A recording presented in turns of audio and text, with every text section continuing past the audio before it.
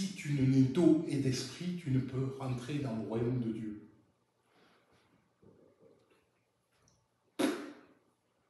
Qu'est-ce que c'est que ce truc? Si tu ne n'es d'eau, c'est le baptême d'eau. Mais d'esprit avant. C'est-à-dire, on le verra comment on est de nouveau après. Avant l'eau et après l'eau. Après, l'esprit et l'eau.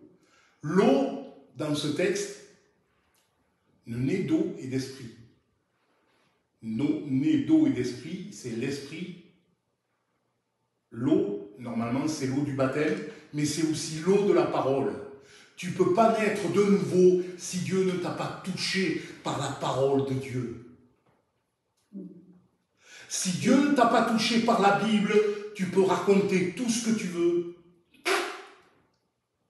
Ça ne marche pas. Et la parole que tu lis, et on le verra dans l'autre moitié où on dira comment avoir la nouvelle naissance, ça vient de la parole et de l'Esprit de Dieu. L'Esprit de Dieu convainc de péché et de jugement. Mais ça se fait comment? En ayant une révélation dans la parole.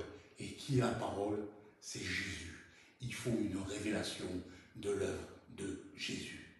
Vous pouvez me raconter ce que vous voulez, on peut me dire ce qu'on veut. Si on ne passe pas par là, on a une belle apparence, mais quand on va passer devant Dieu, la belle apparence,